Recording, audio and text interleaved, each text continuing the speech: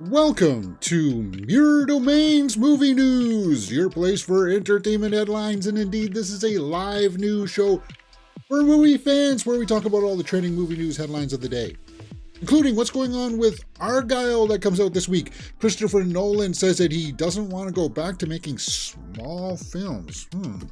Fascinating. We got a bunch of business movie news to talk about. Boring headlines, but they're kind of significant, so we have to address them. There's an SNL movie in the works. Star Trek Section 31 is getting underway. Wow, okay.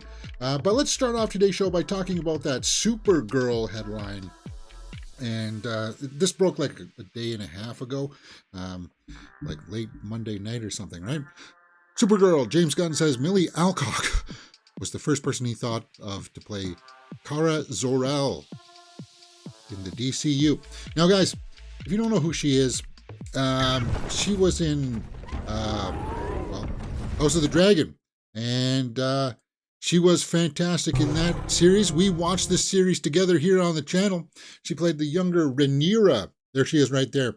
Now, I know that some people may have some complaints out there and stuff, but I don't. I think she is magnificent looking, like she's regal because, well, she played a Targaryen, right? She's royalty. My only complaint would be an obvious one, and that's she's short. But they can shoot around that. Whatever. I'm not really caring about the height. It's the acting ability that we're all wanting to check out because, yeah, she's small here. And when she stands up against like bad guys, it'll make the bad guys look more menacing, right? There's Matt Smith standing beside her. No, you could say, well, here, James, in this shot, she's standing lower because of the slant of the hill or whatever. But for me, I look around on the interwebs, and I think, they've started to put together the fan arts and stuff like that. I don't think we're going to see anything like that. But the one that I used in my thumbnail, I think, there's this one. This one, I think, is going to be like sort of maybe what she's going to look like. I don't know if they're going to go with the skirt look or not. I don't really care about that. At least I got my wish. We're getting the blonde Supergirl. Now, I like the Supergirl that we saw in the Flash movie, but, I think a lot of us would still like to see the original traditional one first, and then you can break off into the multiverse or whatever they're going to use and have them all kind of come together for a Crisis of Infinite Earths or whatever. Good pick. And if this is just fan art, guys. This is like AI fan art that people just put together, and they're slapping it together in the bundles. We're going to get it inundated with all this stuff over the next couple of weeks or so by inspired people who want to put her face in the Supergirl stuff, in the outfits and stuff. And she's going to be great. Yeah. See, look at that look there. You got the impression from the way that James Gunn had read it off is that Supergirl is like, she's been traveling on like a comet or something, watched her planet get destroyed, and she's going to be like saucy. A little bit spiteful, maybe. So that's cool. And you know that you can play that if she did a fantastic job, as I said, in House of the Dragon as Rhaenyra, the younger one. So she's going to be fine in this role, 100%. Kara Zor-El has seen some epic adventures over the years, but now she finds her life without meaning or purpose. Here she is, a younger woman who saw her planet destroyed and was sent to Earth to protect a baby cousin who ended up not needing her. What was it all for? Wherever she goes, people only see her through the lens of Superman's fame. Okay, well, this movie, the Supergirl movie, comes out after Superman Legacy, after the Corn Sweat movie. So, just to let you know where that's in the timeline. Guys, we're in good hands here. We're in good hands here, at least with the casting wise. Who was it? Angry Joe said it yesterday that they've been knocking these castings out of the park. And they have been good. I really like the Corn Sweat, Lois Lane casting there. I think the rest of the I really like Nicholas Hoult as Lex Luthor, so I think we're going to be in okay hands. The only thing that I'm really worried about is that it'll be like a little bit oversaturated with like the second tier, third tier heroes and villains that James Gunn likes to use as kind of like throwaway laugh gag. Oh, here's Plastic Man. Oh, he's dead in one scene. Wasn't that fun, guys? He does the kind of the James Gunn mentality about doing things, but I think we're going to be okay. We're going to be fine, and that's a thumbs up in my book. I'm really happy with this casting. As I said, my only apprehension is that she's just a little bit on the short side. They can shoot around that. They can work with that. It'll be fine. She'll be fine, guys. Wait till you see her in the costume. You're gonna see my face go whoa like that when I see the Supergirl, the blonde Supergirl that we deserve. Yes. No. Yes. No. Anyway, guys. We are a live news show. We do YouTube live.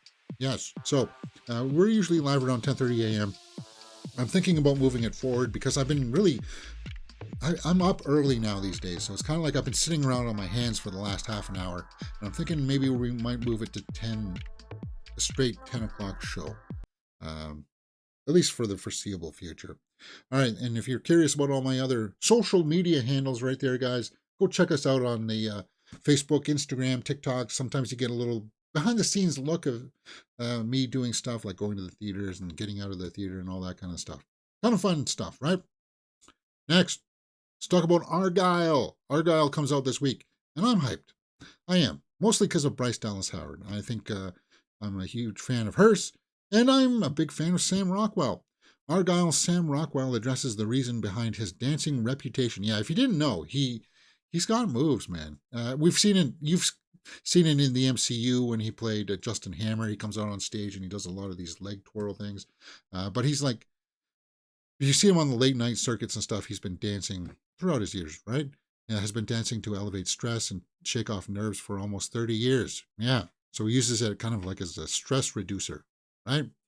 So while talking with comicbook.com, he says, well, often initially it's about shaking off the nerves. I remember doing Box of Moonlight, and I was really so nervous I just danced to shake it out. It was a screen test for Confessions of a Dangerous Mind. Literally, George Clooney let me dance in the screen test to get the nerves out, and then he ended up using it in the screen test. Wow. Oh, yeah. So he comes out and he dances like on the late night shows all the time. As I said, the guy's got moves, man. Like check out, he does like a variation of like the Charleston. See how the Charleston, like his legs move back and forth and like that. So that you got to be really quick to do that. And that's Sam Rockwell for you, right? As I said, like the twisting back and forth of the legs. But he does that in all of his movies, like Charlie's Angels and such. So will he dance in Argylle? I don't know. Argylle opens up tomorrow, guys, and I will not be able to go see it on Thursday night preview, but I will see it on Friday. So there you go. Argylle. Still no reviews out. Why is the embargo not down? See, now this is what I don't understand. Some people will be spinning like if a big movie comes out like Argylle, and they'll be like, well, the embargo doesn't drop until the day of. That's a bad sign. It's a bad sign. That means the movie sucks. Not necessarily. It seems to be the way that it's going now these days. We don't need a whole lot of press people to go see the movies before and try to build up hype that way anymore, right? Because a lot of people are preferring straight out of the theater reactions from like the common person like me or people who are not like reviewers as my main goal kind of thing, right? Anyway, I'm still looking forward to it. As I said, I'm a huge Bryce Dallas Howard fan. There she is with her glorious red hair. There she is again. Wow. Samuel L. Jackson's in this too. I think it's going to be a lot of fun. Matthew Vaughn delivering, Bryan Cranston holding a shotgun. Now, I hear that some people are a little bit upset that perhaps Henry Cavill doesn't have a whole lot of screen time in this. And that's not what I'm expecting. I'm not expecting a whole lot of Henry Cavill in this because that's not what the trailer set up. It's more going to be about like Sam Rockwell and Bryce Dallas Howard there. And that photo deserves to be saved. That's awesome. I want to save that for the archives. Can I do that, James? I'll go like this. I'll snip it. There. Snipped. All right. Cool. Now then, where were we? Argylle comes out tomorrow. No reviews yet. Henry Cavill, John Cena, Dua Lipa is in this. Dua Lipa, huh? Okay. Well, whatever. It's the big major release this weekend. It's only Wednesday, guys, so I'm really surprised that the embargo's not down, though. I thought people would, like, I know Harloff posted his straight out of the theater reaction yesterday, right? So we'll have to see how that goes. And if it goes well, kudos, yes. All right. Let's talk about Christopher Nolan.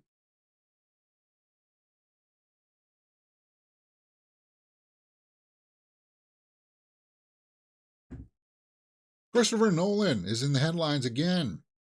Not because of the Tenet re-release, but because he's made a powerful declaration. Christopher Nolan doesn't want to return to small-scale movies. Oh, really? Well, he started off with small movies. We all do. But he doesn't want to go back to that anymore. He wants big budgets. He wants big scale. Well, we know that he can do that. He can deliver most of the times. Tenet is probably the weakest film in his library. It's still good. It's still like visually a stunning film. And maybe I will go see the re-release. I don't know. It depends on if I'm free and there's nothing else on in the theaters that I haven't seen.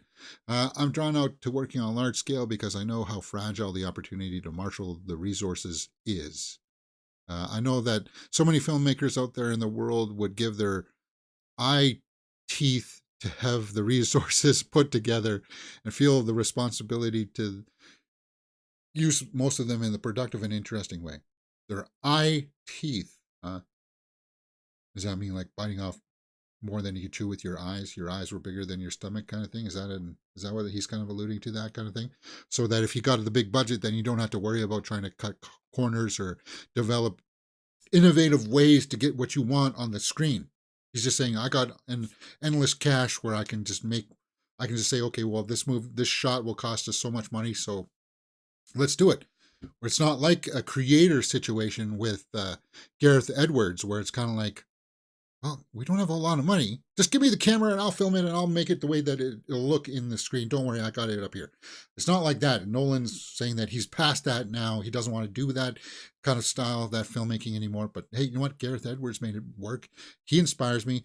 Nolan, I guess, yeah, he's earned that right to say that he doesn't need to do that anymore. I don't know. It just, as I said, you may lose that ability of kind of like, well, got to get creative here. Got to get creative to get this shot done. No, it's not really creative. You're just going to put it on a green screen stage or have some kind of CGI work on it. I don't know. But that's not really Nolan's MO. He's always practical. So, yeah. Nolan's practical. He likes to drive things into walls and flip things over, drive planes into hangars and stuff, like real planes and blow up real buildings. So I don't know. Maybe that's not such a bad thing. Hey guys, if you like this kind of stuff, follow us here on Mirror Domains, because you can find movie reviews for things like The Beekeeper. We watched full series like Echo that came and went and nobody's talking about anymore. We watched full movies like Naiad, Lift with Kevin Hart, and Society of Snow, which is still going strong on the channel. And hopefully soon we'll get to Anatomy of a Fall. We just wrapped up Hell's Kitchen season 22 on Friday, so that's good. And then, of course, you know that we do movie news throughout the week, where we talk about all the trending movie news stuff. So if you like this, thumbs up, hit the thumbs up, come talk to us, and we will get underway. Next, Dune Part 2, James. Dune Part 2. All right. Now, that's Dune Part 2 comes out in a month, guys, like March 1st. So literally, and I can't believe it. We're getting there. Yes. The hype is starting to build up. As we saw earlier in the week that they are ramping up the promotional materials. We got some TV spots. Dune Part 2 promo focuses on Florence Pugh's fierce Princess Aurelian. All right. Cool. Have you guys watched this teaser yet? I do like that poster of hers. So open that up in the new tab there, James. Yeah, I think she's gonna knock this out of the park. Now this is just a TV spot, and you know how the TV spots are always kind of like the 15-second spot, then they tack on like the full trailer at the end. With that's what this is. So it doesn't really show too much here. Whoops. From Duke.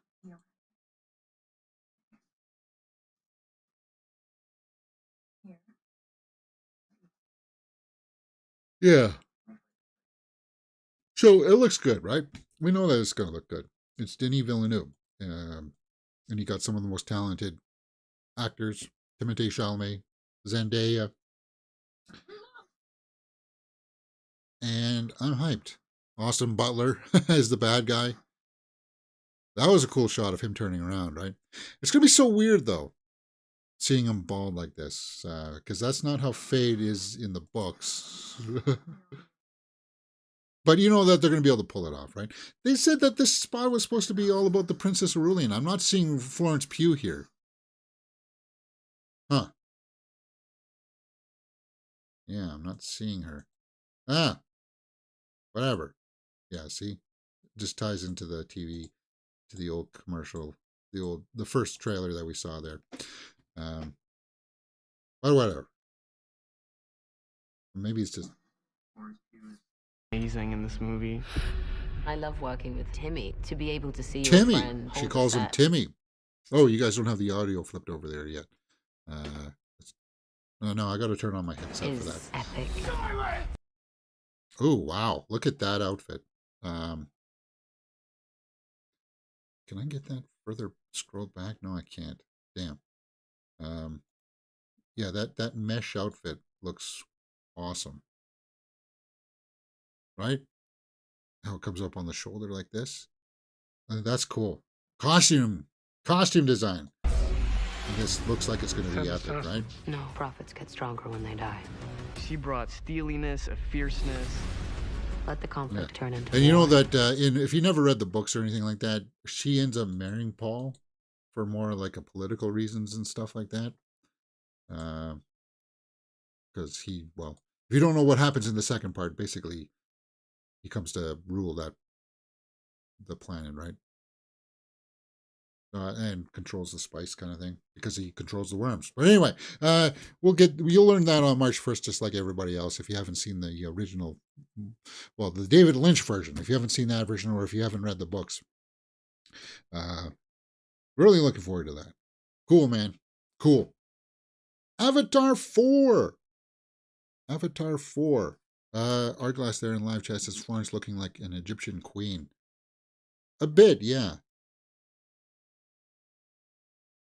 Yeah, with maybe it's the headdresses with the dangling headdress kind of stuff. But it looks great. I think it looks great. Avatar 4 is now filming. Stephen Lang teases return with behind-the-scenes image. Now, this may be slightly spoilerish, but guys, you know he's the bad guy moving forward now.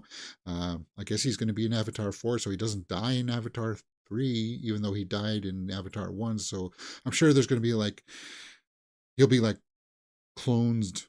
Well, he was cloned, right? That's how they explained how he brought him back. So they could clone him countless times. So of course he can be the bad guy forever moving forward if they wanted to. So there it is, slaying Quaritch.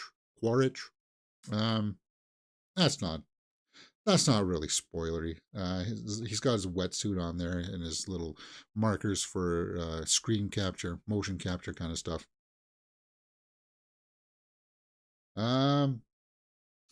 Will continue to play the major role throughout the Avatar franchise. Yeah, there's a big long quote there. Avatar 4 is due to be released in 2029. Oh my God. What? Guys, that's still 5 years away. 5 years away. What? Here it says 2026, but no, I don't think so. Maybe they got this wrong. I know that Avatar 3 is 2025. Avatar 3 was supposed to come out this year, actually, right? But it got pushed because Cameron said that he needs more time to work on the visual effects. It'll come, it'll go, it'll make $1 billion, and then people will not talk about it ever again. Like the way that they have been for Avatar 1 and Avatar 2. They've been good films. People have watched them. I watched it in theaters, but it's Avatar for me is just one of those things where it's like, yes, you got to go see it on the big screen because of the spectacle. But then I don't find myself interested to go back and watch it again. Like the rewatchability factor. I'll watch snippets of like the action sequences, but the story itself is something that I'm not finding myself revisiting. It's not iconic enough for me, at least. It is for a lot of other people, though. Otherwise, they wouldn't both have made $2 billion, right? Avatar 3 will make $2 billion. It's one of those things that you can put the money down on. I don't know about Avatar 4 or 5 or 6 or 7. You know that they're going to make them. Even when Cameron doesn't want to make them anymore. I still, for me, as much as I like appreciate his work on this stuff, I still like Cameron to make other films. I want to see him make more action films. I want to see him work with Arnold again. I mean, come on, while they're both still around. Arnold's not getting any younger. Work with him again. You know what I mean, right, guys? All right. But Cameron is a bit. He's exactly like Christopher Nolan, though. He's got that endless purse of money that is kind of like, well, I can do whatever I want. I made you 2 movies that made $2 billion. What do you? Of course, I say the bottom line kind of thing, right? Yeah. So he can do whatever he wants. We'll have to see. Avatar 4, 2029. I don't know about that. That's a bit long, but maybe. Is Avatar 3, maybe Avatar 3 is 2026.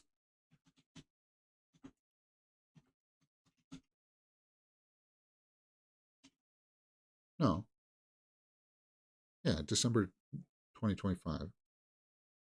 Yeah, so that would be another 4 years to the 4th one then. I don't know, man. You've never seen like sequels take this long since like at the dawn of the digital era, like when Star Wars came out. Yes, it took a long time because you had to render things. Computers just weren't as fast at rendering, and it just took forever, right? But now that's not the case. I don't know. Well, we'll have to see. I mean, it'll pay off when you see it on the big screen, but it's just kind of like, whatever. Business news. Let's get into it. There's a lot of business stuff that we got to talk about that's making the headlines. Universal Music Group to pull songs from TikTok imminently. Sends blistering open letter. Yeah, now TikTok is one of those platforms where you can you used to be able to get away from using like a lot of the big famous songs and they wouldn't get muted or anything, but I've noticed over the last couple months that yes, songs that people like, the meme videos that people put out, or it's the hit song of the week kind of thing. Here's my butt, here's me coming out of the room with my new clothes on to the new song kind of thing. Videos like that in the past have been kind of like, yeah, they've been muted now because of stuff like this. So I know that YouTube had tried to work out a certain way where if you post a short with the newest song, that they would get copyright claims, so that the owners of it they would get the monetary rights from it. But TikTok is not like that. So it's kind of like Universal saying, well, you better take it off, otherwise we're going to come after you business-wise kind of thing. Right? TikTok is trying to build a music-based business without paying fair value for the music. Yeah. And I get that because aside from fans or people posting, as I said, their butt or them coming out of the room with a new outfit on and saying, today's a fit check, and the new hot song kind of comes on. It's like, you're really using, I don't know. I'm mixed with it because sometimes I follow people not because of the music that they're playing. Now I have discovered music through this. Melanie Martinez, Evil, I discovered from TikTok for people showing their outfit hauls and stuff like that. Melanie Martinez Evil has just been playing on my top list here for the last week and a half because of that kind of stuff. So it's good in that aspect, but other than that, we'll have to see how this pans out. Could your favorite videos be muted going forward? Probably. I just wish that there was a way that you could, okay, if I get copyright muted, then I can go back and put on a different song. And I don't know if you can do that, because once it's put up there, it's hard to edit it after the fact on TikTok. Yeah, even if you write something wrong in the description of a video for TikTok, you can't go back and re-edit that. Or at least that's the way it used to be. We'll have to see how that goes. Argylle says these big blockbuster movies are taking so long to turn out as their animated counterparts. It's frustrating, I suppose. If the quality is there, they'll have it, yeah. But music slowly disappearing from stuff. We'll have to see how that goes down. Next, for more business news, Brian Allen makes $14 billion offer to buy Paramount Global. Wow. The comic turned media mogul also owns the Weather Channel, local TV stations, and a syndicated TV business, among other ventures. So this guy's he's been snowballing. He's been buying small things, and then he's just grown his empire, right? So he wants to buy Paramount. Paramount Global, according to the statement. The deal would also see Allen Media Group assume Paramount's roughly $15 billion debt load. Mr. Byron Allen did submit a bid on our behalf. Okay. So what would that mean? Paramount Global. Well, it's a changing of the regime, right? It really depends on what happens, right? Last March, he was among the bidders. P. Diddy also put up some. Tyler Perry also. Okay. So people want it. Again, change of a regime for Paramount stuff. We'll have to see if that ever happens. It's just an offer, guys. But it's business stuff, and it would make a significant impact because it could be changing directions for certain projects that we'll have to keep our eye out on. Yeah.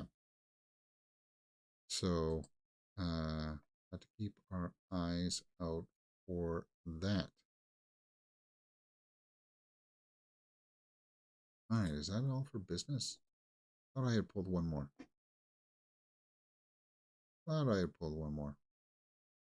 No, I guess I did. All right, let's move on. Action movie stars, new action heroes. Joe Blow's got an interesting article up on its site right now.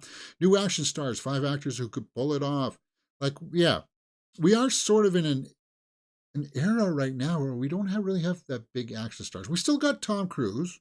Arnold's still working. Stallone is still working if you count his little cameos in Expendables 4 and stuff. But it's kind of like, who's really, like, Alan Richardson is going to be big. He'll be an action star. Chris Hemsworth, Keanu Reeves are still action stars, right? So this is curious. Where are you going with this article, Joe Blow? Let's take a look. Jake Gyllenhaal, Dev Patel are making welcome stabs at action stardom this spring. Who will be next? Oh, yeah, because Gyllenhaal's got the Roadhouse movie coming out, and then Dev Patel's got that more abstract one, right? Monkey Man. That's kind of like a sci-fi kind of thing. Yeah, we'll have to see how this goes. Zac Efron, could he be an action star? I want to see him more go back, like because of the Iron Claw. I want to see Zac Efron do more dramatic stuff because he's got that extra gear. I want to see him push that gear forward with more dramatic stuff. But yeah, he could probably do the action as well. I just don't know if his body would be able to sustain it. Jeremy Allen White. Yeah, there's something very Jeremy Renner-ish about Jeremy Allen White, though. Yeah, he can handle the action. Yes, he can do superhero stuff probably. But could he ever be the leading man? They tried to bring him in for a possible takeover of the Mission Impossible series. People just weren't having that. They tried to take over the Bourne series with Renner, and people just weren't having that. He's a good actor. He's great all around, and so is Jeremy Allen White. I just don't know if he'll be able to step up into the forefront and be ever that leading man. Like what we need, he needs is like small vehicles, like the Beekeeper, like what Statham does, right? Prove yourself on those grounds. because you know that the people that they're suggesting here between Efron, Jeremy Allen White, and even Michael B. Jordan here, they've got strong dramatic chops, and that's what makes a good action hero. That's what made Stallone, right? Because he had that gear in him where it's like, oh, we're watching Rambo here. But then he's got that strong dramatic close at the end where he breaks down in front of the colonel, and it's kind of like, oh, I didn't expect that in this movie. Yeah, and that's what you would need. So these, I guess, would be strong candidates. I just don't know if I think that, and I would say that the day of the action hero's done, but the Beekeeper has been blowing it out of the water for most of January here. Katie O'Brien, maybe. I'll tell you this. We've seen Katie O'Brien in The Mandalorian and such, right? And if she wasn't in The Mandalorian already, she would have been a perfect person to take over for Cara Dune. She would have been an excellent choice to take over for Cara Dune. But she's already in The Mandalorian, so she can't pick up that mantle anymore. And she was a stunt woman first, right? Is that or a dancer of some kind? Actress, martial artist. Yeah, so she could possibly do it, and she's got more dramatic abilities than, say, like a Ronda Rousey or a Gina Carano. She does. I'm still, in the back of my mind, I'm still rooting for Gina Carano. I want her to make a good comeback, but she's got to set down that phone. She's got to set it down. She's got to stop listening to all the conspiracy theory people. And if that's what you want to do, fine. But it's kind of like you're never going to break out of the mold. Scott Adkins. Yes, he's been doing action. He has been doing lots of action, and he's been developing his acting game too. Watch John Wick Chapter 4, man. You'd be like, wait a minute, who is that guy? That's Scott Adkins. I don't believe it. Yeah, and he could do stuff like The Beekeeper, but I just don't know if people will gravitate to movies like The Beekeeper, because The Beekeeper is so very B movie, and what elevates it is the presence of Jason Statham, because he's just got that charisma, right? He doesn't say a whole lot. He doesn't need to convey a whole lot of emotion, but when you see him doing the action, you just believe it. Now, that's the same case with Scott Adkins, but because of the script for The Beekeeper being on also that B-level movie, I think that's what you would get with Scott Adkins as well, because he's got to build up that resume a little bit more with the acting chops to break free of that, to become on that same level as Statham. But he's good. He's good. And yes, he can pull off the action. We know that he can. Interesting choices. Interesting article up there on Joe Blow. Who would you guys pick right now as an action star that's not being listed here? Up and coming. Would you go with Dev Patel? John David Washington, maybe? No. Well, we kind of sort of saw that Robert Pattinson can do it with Batman, right? Yeah. Scott Adkins is a great interviewer. He should get more dialogue-based roles. Smart guy, Art Glass says. Yeah. No, and Scott Adkins, he's doing it, man. He's playing the game. He knows what he's doing, and he's building it up there. And I can't wait to see more. And like, if he takes on like a big bad guy, villainous role kind of thing, what he needs, get him in a Star Wars movie, man. Let him play like a Sith Lord. Let him play like maybe one that's got like the mouth up or something. What's this? Darth X. I forgot what the name is. But anyway, or maybe even Darth Bane. Ooh. I don't know, although that one you would need a little bit more dramatic chops. Because he's the one that made the rule of two, right? But yeah, make him like yeah, that would be awesome. That would be cool, man. All right, interesting picks. Saturday Night Live is making a movie about Saturday Night Live. Fascinating. Or wait, No, it's just a movie about Saturday Night Live, right? Saturday Night Live 1975 casts actors to play Garrett Morris, Dan Aykroyd, Chevy Chase, and John Belushi. Fascinating. Uh, you know, that was like the golden era, right? When Dan Aykroyd, Chevy Chase, Bill Murray was on there too, right? John Belushi. That was like one of one of the big significant heydays, right? For a lot of comedy. So Jason Reitman will direct this movie. Cool.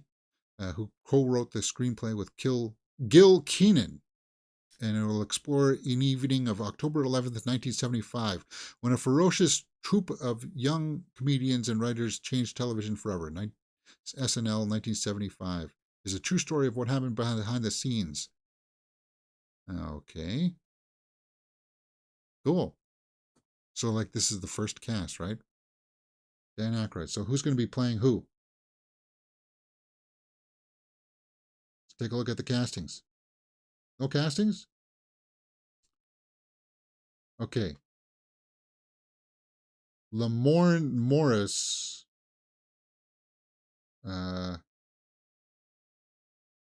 plays North Dakota deputy. What? What does that have to do with anything? Tell me the cast. Dylan O'Brien. Okay.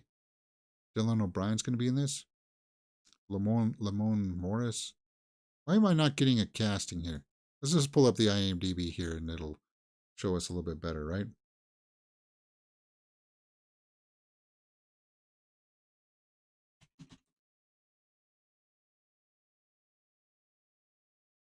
There we go. Dylan O'Brien's playing Dan Aykroyd. Oh, I don't know about that. Lamorne Morris is Garrett Morris. Gabrielle LaBelle is Lorne Michaels. Rachel Sennott. Cool. Rosie Schuster. Corey Michael Smith is Chevy Chase. Kim Matula's Jane Curtin. Cool. Gilda Radner. Ella Hunt. John Belushi's Matt Wood. Okay, so let's take a look at this Matt Wood. Who the heck is Matt Wood? And I'm going to Google this. So this guy is going to, he played the voice of General Grievous. What? Oh no, this is the guy, right? This is the guy that's going to be playing the younger Belushi. I can see that. Look at that. Look at that headshot. Huh. That's cool.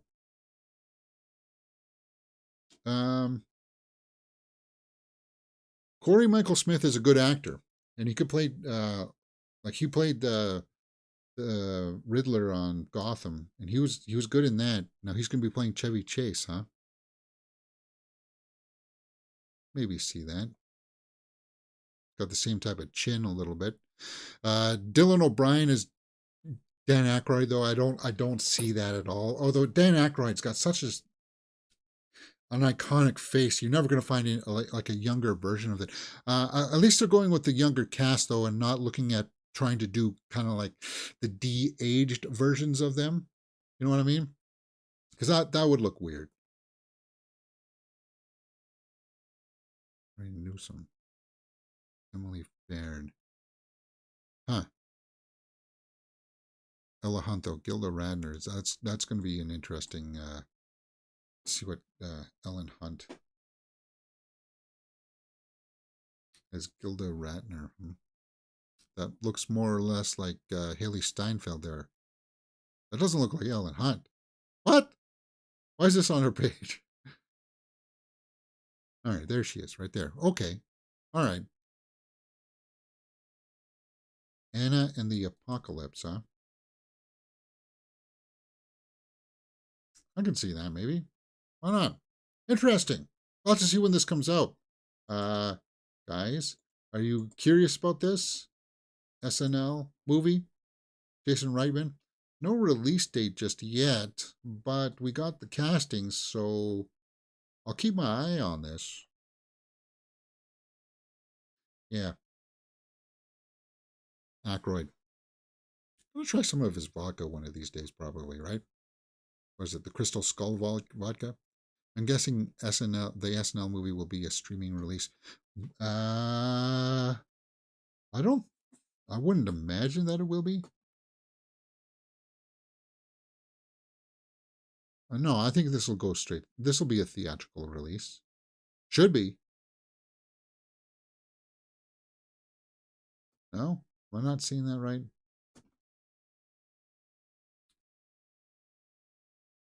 Yeah. I'll keep my eye on it. All right. Star Trek, another movie coming on in the works. Now, this one I thought was going to go straight to streaming, and this one may still go straight to streaming. The Star Trek Section 31 movie, starring Michelle Yeoh, starts production as 7 get added to the cast. Yes, Michelle Yeoh, great actor. I never watched the Discovery series or whatever she started on, so I don't know anything about this character.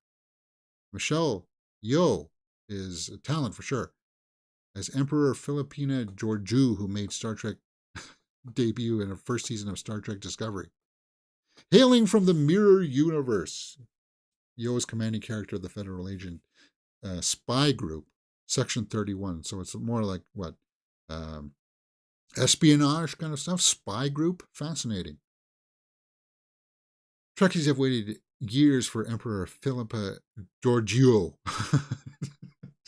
to come back. Okay. So who else was added to the cast? Omari Hardwick, Casey Roll, Sven Rukal, Robert Kaczynski, Humberly Gonzalez, James Hiroyuki Liao. A bunch of people I never heard of. But whatever. And we're off to the races. Thrilled to report principal photography has started on Star Trek Section 31. Alex Kurtzman says, quote, "We welcome our incredible new cast of characters as they join beloved Michelle Yeoh on her next wild adventure across the Trek universe." Cool. So what Michelle Yeoh said about the Star Trek 31 says this, Section 31 has been near and dear to my heart since I began the journey playing Philippa all the way back on the new golden age of Star Trek launched.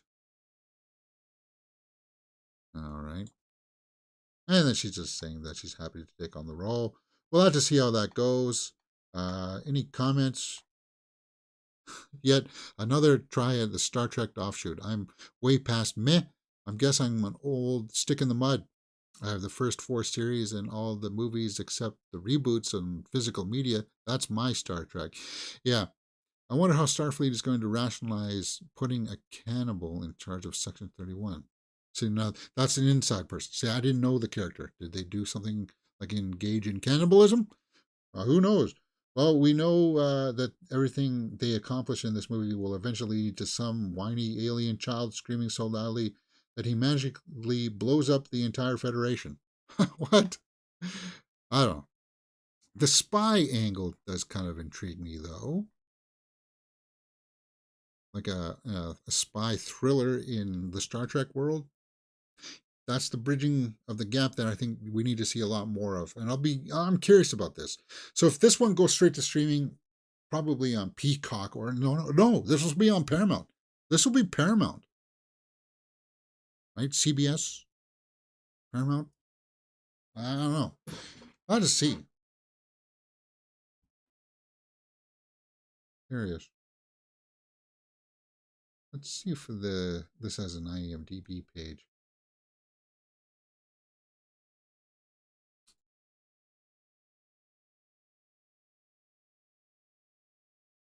Sam Richardson, Omari Hardwick, Casey Roll. Okay, yeah, there's the cast right there.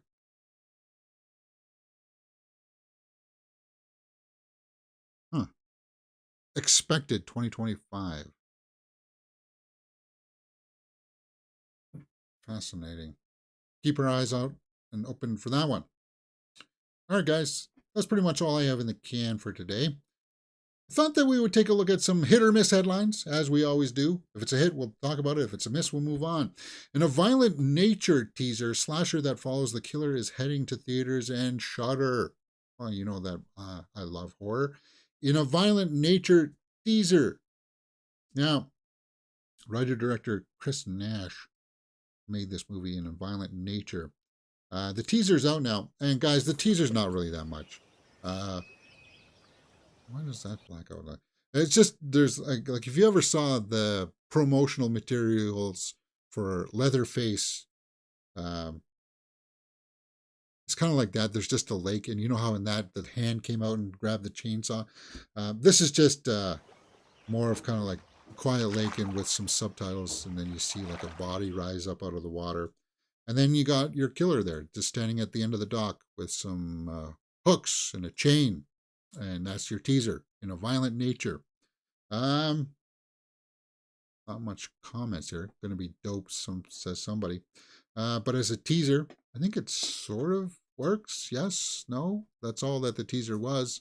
The synopsis reads, when a locket is removed from a collapsed fire tower in the woods that entombs the rotting corpse of Johnny, a vengeful spirit spurred on by a horrific 60-year-old crime, his body is resurrected and becomes hellbent on retrieving it.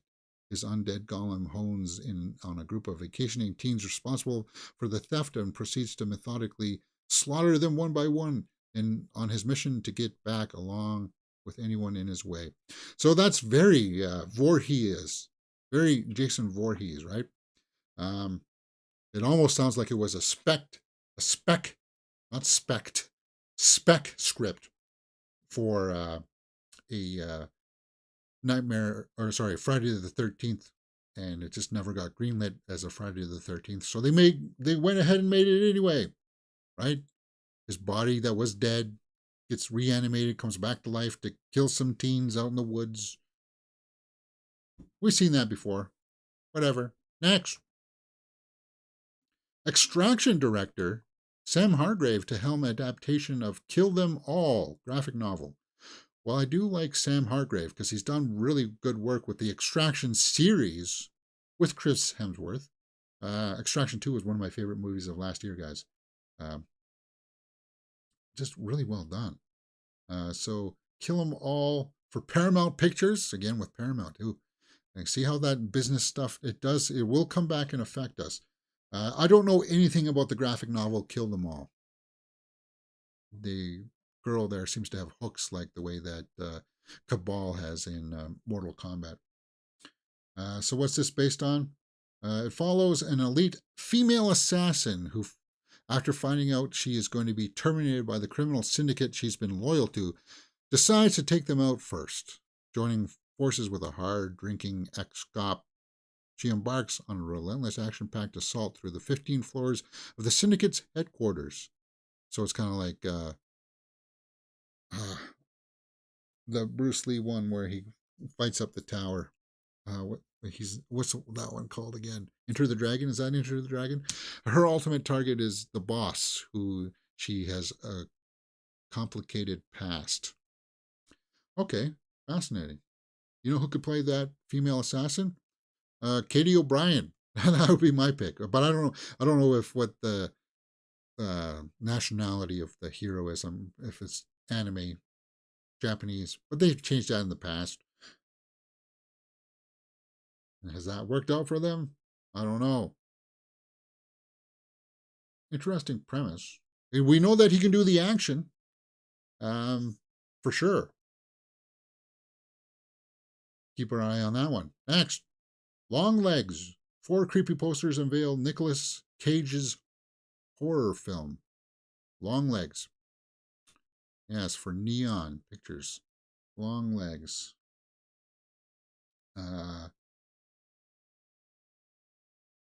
Okay, so let's take a look at these posters. The cast of Long Legs. In the vein of classic Hollywood psychological thrillers, the main character, FBI agent Lee Harker, a gifted new recruit assigned to solve an unsolved case of an elusive serial killer played by Cage. As the case takes complex turns, unearthing evidence of the occult, Harker discovers a personal connection to the merciless character and must race up time to stop him before he claims the lives of another innocent family. Longlegs, Micah Monroe, and Nicolas Cage. What is she, stabbing herself in the belly there?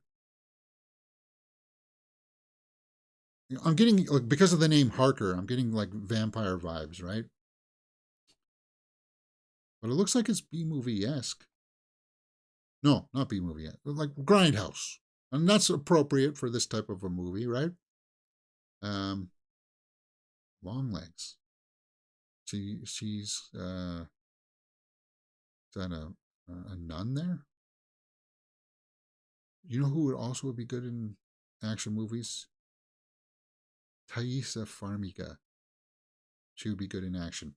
She would. She would be awesome. Anyway, next. Okay. Interesting. When does Long Legs come out, James? That one we should probably Long Legs, just in case it shows some pictures that are not, you know, safe. July 12th, 2024, Long Legs. Lee Harker, right? Yeah, kind of like a relation to Jonathan Harker from Dracula. Oz Perkins directs. We have any other pictures from this? No. Alicia Witt's in this. Cool. Haven't seen her in a while. Lisa Chandler. Aaron Boyez. Alicia Witt. She's got a connection to Dune. She was in the first David Lynch's Dune. Music producer. Is she's spending time doing music stuff? She's a redhead. So naturally I'd be drawn to her, right? Next. Next. Universal's Dark Universe resurrected in an unexpected way. What? The Dark Universe was that mummy with Tom Cruise that was supposed to start off like a new connected universe with the Invisible Man and Wolfman and stuff like that, but it never got. It crashed and burned. People were just like, "What is this? Is this supposed to be scary or what?" Yeah. Anyway, the Universal have brought the theme back life in a new way. Yeah, and they quietly have. At least some people have. Del Toro's quietly building his own dark universe, and Blum is slowly building his dark universe with the Invisible Man and Wolfman that's going to be coming out. So it's sort of been in a way. Universal's, but the Universal Dark Universe is over. As an abandoned movie franchise has found new life in an immersive world at Universal's Orlando Resort. Okay, so it's resurrected in the resort, in the theme park. Okay, cool. I would have liked to have seen what Benicio del Toro, what Javier Bardem would have looked like as the Wolfman. Johnny Depp was going to be the Invisible Man, right? It would have been cool to see, but whatever. The Mummy just it didn't resonate with people. So if you're curious about what it may have looked like, there's a new site or part of the park there. That's not really movie news stuff, but whatever. Kurt Russell explains what John Carpenter's The Thing was really about. The Thing is one of the greatest horror movies ever made, but John Carpenter pitched it to Kurt Russell as something else. What? Yeah, it is one of the best horror movies ever made. Actually, I forget. I like it even better than The Exorcist. There you go. So Russell told GQ in an interview recently, I said, it is a monster movie or a horror film. What is it? And John said, no, this is from the book Who Goes There? He said, The Thing was a movie 20, 30 years ago, but I'm not doing that.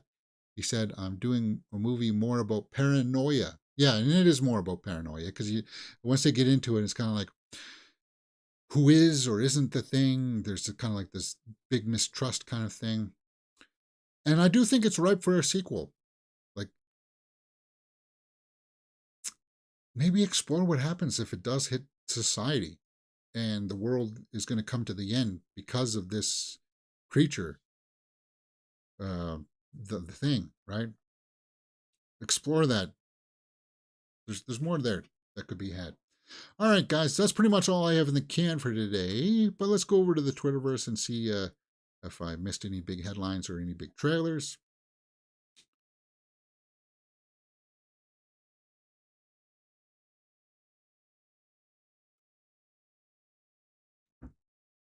A new trailer for Mary and George will be released tomorrow, starring Julianne Moore and Nicholas Galitzine. It's Galaxine, James. Don't you know who he is? No, I don't know who he is. Sorry. A24 and AMC theaters are teaming up for a new screening of a series called A24 Presents, a Lovers series. Starting off with February 7th, we'll see Pearl again in the theaters. People will want to see that. I would say go see Pearl again, because David Corenswet is in this movie. He's not the one with the act. He doesn't get act. Oh wait, no, he does maybe.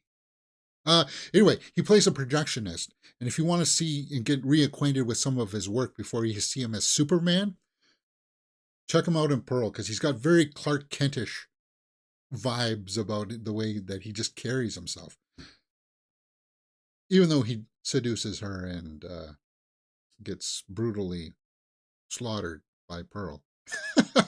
Wait, is that really a love story? Pearl? I don't know what that is. Ghost Story, The Lobster and the Lighthouse. The Lobster's not, I guess it's sort of a love story. I do like it because of Colin Farrell's work in it. Yeah, that's Yorgos Lanthimos right there for The Lobster.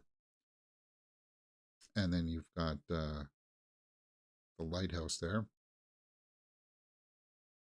Denis Villeneuve says, if greenlit, Dune Messiah should be the last Dune movie for me. So he said that he would do the last, and Dune Part 2, I think, is going to knock it out of the park. It's going to be one that'll set us right in motion.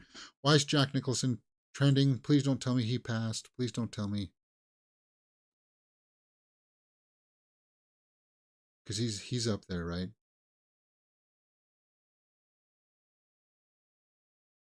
Okay, so it doesn't say that he passed. It's just people paying tribute to him. All right. You always worry about that, right? Because how old is Nicholson now? He's got to be up there, right? And he stepped away from acting for the right reasons. He knew that he had accomplished pretty much everything that he wanted to do, right?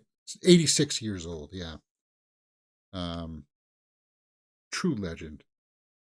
When his number comes up, it's going to be kind of like, it's going to be a loss. But he stepped away because he got to the point where he was having trouble remembering the lines from the script, right? He constantly needed that that somebody on set with the side saying, "Oh no, this was the line," kind of thing, right? So it's kind of like, well, I don't want to subject everybody else to this kind of environment. So while I'm having trouble with it, it's time to walk away from it, right? Yeah, what a legend. Was it his birthday recently? Is that why he was trending there on the side? Must have been. All right. Next, Denis Villeneuve says Cleopatra is currently being filmed. And Last Night in Soho writer Christy Wilson Cairns, Cleopatra is currently being written by 1917 writer Christy Wilson Cairns. Okay, so he's doing Cleopatra next, right? Is that what he wanted to do? All right. New look at Jennifer Lopez's This Is Me Now, a love story. Oh yeah, she's going to be on Prime Video, a love story. This is kind of like what, a retelling of her some semi-autobiographical events told in music and dance. I do like J-Lo. She's another great actress. Good artist all around, right? Next, the poster for Jennifer Lopez's This Is Me Now. Okay, on Prime. I am signing up for Prime again, guys. Probably in February here. And when I do, we will go through the Reacher series 1 and 2. Archie Madekwe says he and Ari Aster are planning to work together again in the future. Oh yeah, because they worked together on Midsummer, right? He was one of them that got gutted by the glaringly obvious cult that's in the background. For God's sakes, that movie gets me frustrated from time to time. Okay, fine, you want to study the cult, but don't bring your loved ones there. For God's sakes. For God's sakes, man. Anyway, Archie Madekwe again. He was also, Archie Madekwe, he's got some diversity. He was really good in Saltburn. First trailer for Abbott Elementary, Season 3, Aaron Taylor Johnson. Armani Beauty. Leonardo DiCaprio and Paul Thomas Anderson on the set of their upcoming film. Paul Thomas Anderson, huh? Is he playing a fisherman? It's a little bit like Quint there, right? There Will Be Blood. It's one of my favorite movies of all time, so there you go. Paul Thomas Anderson's great director. One of the best directors working today. He's got his misses, though, like Inherent Vice was not very well received. I know a lot of people really like Punch Drunk Love, and I think that's because people just like, that was the first time that we got to see Adam Sandler take on a more dramatic role. But the movie itself, it's kind of like, it loses steam a couple times, pacing-wise. For me, it did. Anyway, good director.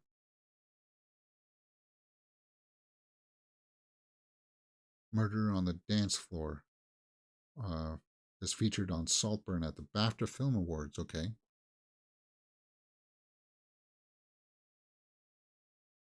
Paul Mescal on starring in Chloe Zhao's Hamnet alongside Jessie Buckley. That book is just devastating. I can't wait. If I told you a younger version of myself that this is the world you'll be shooting this year, I wouldn't believe it.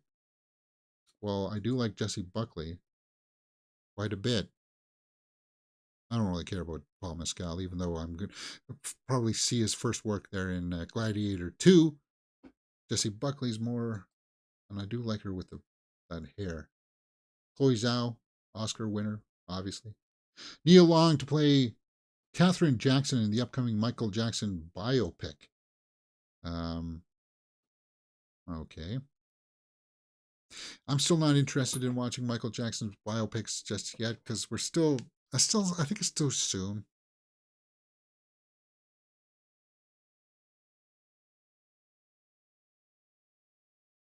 Emmys.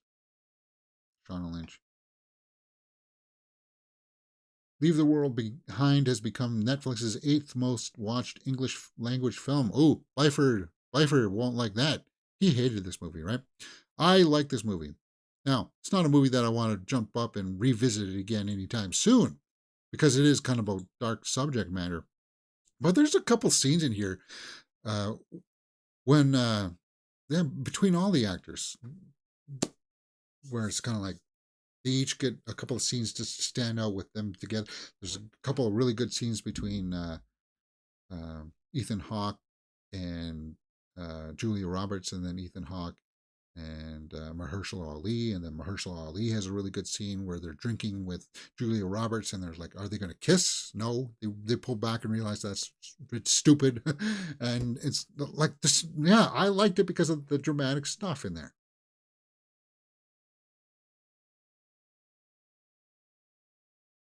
Idris Elba. All right, guys. I think that's pretty much it. Yeah. I'm going to go have some breakfast now. And then maybe, this afternoon we're going to be playing some Tekken. Let's play some Tekken today. And we'll play, I don't know if we're going to go on Twitch or not. I don't know if it's worthwhile going on Twitch. Probably. Yeah, I'll switch it over to Twitch. Whatever. All right, guys. Hit that thumbs up button, subscribe, and I'll see you next time right here on Mirror Domains.